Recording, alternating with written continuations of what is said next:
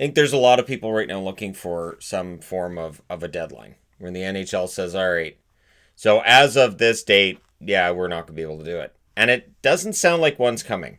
So the self isolation for players, the self quarantining for players, is being kept up through April 30th. And I think the fact that they keep extending it, and while people are like, oh, see, we're not going to have hockey. If they didn't think they were going to have hockey, they would stop. They would do away with the roster freeze. They would say, all right, we're going to have the draft in June after all. So the fact that everything's been pushed back means, And then it's funny, too, because I saw a couple of comments today that I thought were funny. So we always see that they're millionaires that don't really care. And then, there's also they're millionaires, don't really care. Besides, how can they play playoffs and then have a brand new season a few weeks later? This is an exception to every other rule. This is a once in a century kind of event. So, players will deal.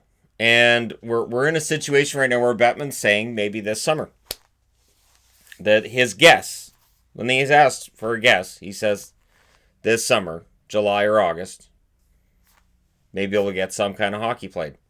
And I don't think there's any harm in saying that.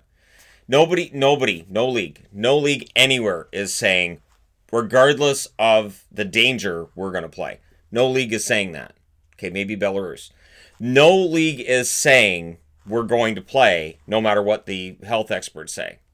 So when I see people saying, oh, the health experts are gonna have the final say in this. Yeah, they're saying that themselves. There's nobody saying that they won't. And if they're saying that they won't, they're not speaking for an entire league when they say that. So we're in a position where things have leveled off in some places, where things are getting better in some places, and nobody's saying, well, this is a time to open everything up and being serious about it. No, it's not a thing. So okay, there's a few, but that's insane. And so I think sport is part of this as well. Where again, I've said, sports, whatever sport figures a way out to play and make this work, they're good. Now, Anthony Fauci, who of course is a very publicly known figure on the U.S. side of things and globally right now, he obviously has his finger on the pulse of all this, and he has said sports this summer are possible as long as players are kept in large hotels, isolated from everybody, and they have to be tested once a week. So you would have to have regular testing and just make sure they're not out there, potentially getting other people sick. I've talked about with hockey, you'd have to have full face shields.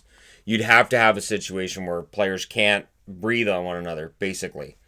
You want to see fighting taken out of the game? That definitely would be taken out of the game should it return this summer. No fighting. None. So we would see a different game, but he's saying it's possible. And he's also saying the same thing I've said. No fans in attendance. That's not going to happen. We will not see fans in attendance should sports of any sort return anytime soon. There won't be fans. But these guys are making millions of dollars. They haven't lost any money yet. And as millionaires, it's strange because people don't want to hear about it and they say, oh, we don't care.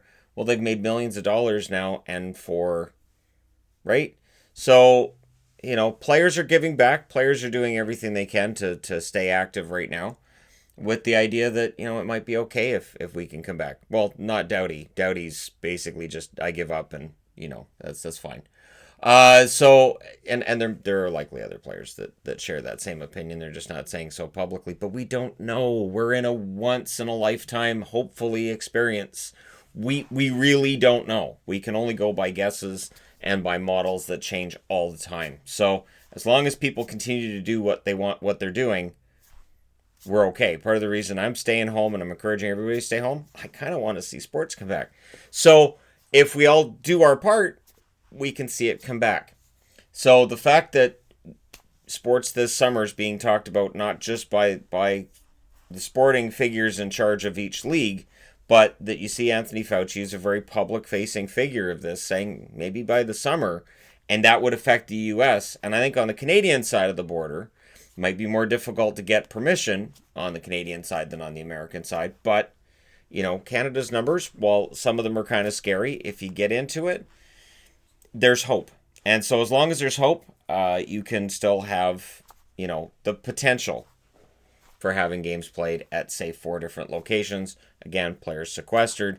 And, again, you would also be looking at a situation where for sports, for people who play the sports, for these athletes, they would not see their family for the entire regular season or playoffs. They wouldn't see friends or family for that entire time. So, it'd be interesting to see what happened. And I've seen people say, well, what about these people that are immunocompromised? Yeah, they're probably not going to play. So there's that issue as well, where if a player is immunocompromised, they're probably not going to be playing. So, all of that said, Pierre Maguire was on TSN, and he brought up a number that I don't see any reason why he can't be right about this, that the cap could drop next year by as much as 40%. We could see a salary cap drop by 40%. So when I've seen people saying, well, this could be good, we could just have a couple of compliance buyouts. Yeah, you mean buying out the entire roster. Like 40% is a cavern. It's $50 million would be the cap. Like, $48-50 million in a league where it was 81.5 this year. There's no team in the league that can buy out 1 or 2 players and field a team for next season at $48-50 million. As I've said, I think what they'll do is they will just adjust all the players' salaries so they can get all the teams under the cap. They'll figure out a percentage. They'll do a rollback, which has been done before, and then try to have a 2020-2021 season and just, see where the revenues lie there. It's not a matter of sports losing money. Sports are going to lose a ton of money. It's a matter of how much. And it's a matter of for how long. So for how long we have to go without fans in attendance. That could be 18 months. That could easily be 18 months of no fans in attendance. So we're at that stage where, and again, and I've seen people saying, well, that's it. Sports are done. I don't know why they still click on these videos. But hey, that's just one of those things. But I do think we'll get sports back before we get fans back in attendance. I think we'll see the sports back first, and then the fans come back later. And then it will be this great thing. The one thing that I had to kind of snicker about too was I saw a comment today of, and it wasn't on the channel here, I saw a comment today of, well, they can't play hockey during July and August. They'll lose fan interest because it's summer. No, they won't. They really won't. If we're gonna go without sports for months, and we as sports fans really miss our sports, we are going to be perfectly fine with watching hockey while we're sweating to death in our living rooms. So we'll see what happens with the cap. We'll see what happens with all of that. It should be a very interesting story once we're done. We'll have something to tell the grandkids about. Bill Peters has been hired to coach in the KHL. Yeah. So Bill Peters has a chance to go to the KHL, and honestly, I don't have a problem with it. I understand that he lost his job due to incidents from the past and all that, but we do live in an age where it's important that yes, you have these things happen and you take action as the Flames did, but there also should be a second chance for coaches, for players, for just for people in general. I don't have any problem with a second chance. So. With and not only that, it didn't seem like Peters had a history. There was this incident with Akim Aliu, and it didn't feel like there were all these other players that came out of the woodwork going, oh hey, yeah, no, Peters, there were all these things he said to me too. So, hopefully he has a couple of good years in the KHL coaching, and maybe he gets an assistant coaching job at some point in the NHL. Maybe he gets a scouting job. So we'll see what happens with him, but I do wish him luck. I do. The NWHL is expanding. Apparently they're announcing this at the end of this month. What? So the NWHL, where we've had women holding out and striking because of the fact the league isn't really all that viable, and it's not. It's not a league that's making very much money at all, by any measure. It's basically just you volunteer to play for the NWHL. Why are they expanding? Like, I understand Toronto's a big market and that could help, but shouldn't you fix the financial problems? This is what drives me nuts with sports leagues. MLS has been doing this for ages. Just keep expanding. Just keep expanding. No, see, you have to say no to expansion until you fix the teams within the league. The one thing that'll give the NHL is that when there was all this talk of expansion, they said, well, we have to make sure we have 30 healthy teams before we expand. And they did. And I know people are going to say, what about Florida and what about Arizona? Arizona's got a really good owner right now who's got some deep pockets and some new ideas, and maybe things get fixed with Arizona. And Florida has that sweet arena deal. So I'm really bewildered by the NWHL expanding. I don't understand. I don't. I don't know. I don't know why. We need the NWHL to come to some sort of an arrangement with the women that are striking, and to have some kind of an arrangement between them and the NHL, and come up with some actual business plan for how to go forward with this, because it just doesn't work as it's currently constituted. And I wanted to throw this in at the end. This is something that was confirmed by Pierre Dorion yesterday of the Ottawa Senators. He's not talking to UFAs and RFAs. You have no idea where the cap's going to go. So we've seen Paul McDermott get an extension from the LA Kings. We've seen some small, ALCs getting signed. Entry-level contracts are easy, but the big contracts, you can't. And for this year's free agent crop, I don't know how you do this. I don't know how this year's free agent crop does it. Because think about it. If the salary cap is at like $48 million, let's just say $48 million, you're not going to be able to sign a contract that's long-term, that's going to have a lucrative contract to it without driving up your cap hit.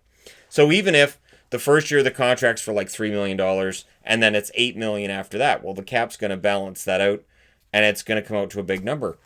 I don't know how they're going to do this. So again, there's going to have to be a percentage, some kind of a rollback, and then some other kind of agreement. The good news is, if we've been looking for some kind of an era of working between NHL and NHLPA towards a common goal, this could be it. Where the NHLPA goes, okay, so the cap's going to come down by that much, huh? Okay, we need to work together on how to get those contracts to bounce back the year after and not penalize players this year. And the NHL is going to say, okay, so the salary cap is going to come down by that much, but we want to make sure that teams have a competitive balance, and we want to make sure that this works, so we're going to, and then, figure out a plan. And part of the plan could be just to, extend the current collective bargaining agreement for an extra 3 or 4 years, kick that can down the road, and maybe that means the NHL agreeing to Olympic participation, but I do think that can gets kicked down the road. I would be very surprised if a year from now we're talking about, and there's a lockout. I would be absolutely stunned if a year from now the NHL and the NHLPA don't agree to extend the CBA or maybe negotiate something new. But with what we're going through right now, they really can't. So an extension would make a lot of sense.